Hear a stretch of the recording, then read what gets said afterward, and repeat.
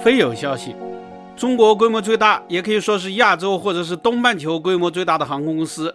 中国南方航空公司的机队，在经历20多年的高速发展之后，今年开始逐步呈现优化的态势。南航在2004年只有100多架飞机，发展到现在，不包括关联的厦门航空、河北航空和江西航空等，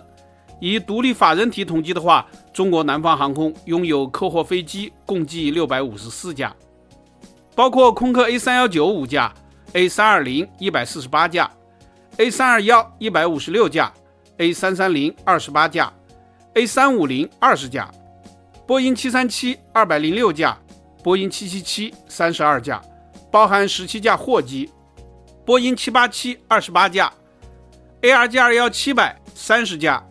C919 1架。南航的机队优化主要是由于旧款的 A319， 也就是 A319CEO 全部退出，它的11架 A319CEO 从年初到现在陆续查不到飞行记录，被统计网站标注为了封存。此外2004年它还退役或者是封存了2架 A320CEO、 7架 A321CEO、 6架 A330 和9架波音737，减少共计35架。由于东航前不久吸收了123航空，机队数量上升到了645架，所以现在南航的领先优势已经只剩下9架了。南航机队的优化符合预期，我们之前说过，2024年的暑期过后，中国民航将大量退役老旧飞机，民航飞机的总保有量也将逐渐下降，因为中国的民航客机一般使用20年左右，而2004年开始中国民航飞速发展，引进了大量的新飞机，现在基本上到了该逐步退役的时候。中国民航的退役飞机一般去向有2个，一是转租或者是转售给国外。美国各大航空公司都喜欢收购旧飞机，他们一般会将客机使用到35年左右，所以中国的民航飞机退役之后还能去美国再飞个15到20年。前段时间有3架南航的波音737-800停在济南，据说就是退租后到国外去运营。另一个去向是拆解，以前中国飞机主要在美国拆解，现在也有很多自己拆，例如南航的 B-656 和 B-658 号空客 A330 客机就都在宜昌拆解了。宜昌有家与以色列合作的拆解公司，水平高，信誉好。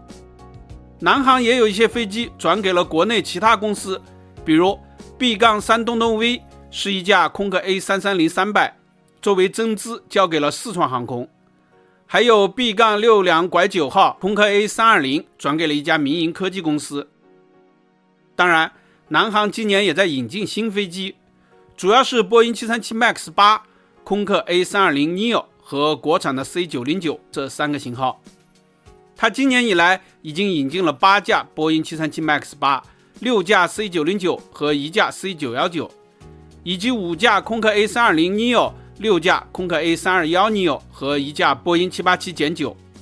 但是这些加起来总共27架，比退出的35架要少了8架。现在中国内地航司手中基本都不再有波音的订单，空客的订单也只有3大行加起来的292架。南航的国产 C909 订单也将要执行完毕，国产 C919 的100架订单交付还需要周期，所以当剩余的10来架波音737 MAX 8交付完毕之后，机队优化的速度还会要更快一些。当然这并不是什么坏消息，航空公司机队发展重数量更要重质量，保持与市场需求相匹配，进一步提高管理水平，在为旅客提供质优价廉服务的同时实现盈利，做到持续健康发展才是最重要的。朋友们，你们觉得呢？本期咱们就聊到这里，下期见。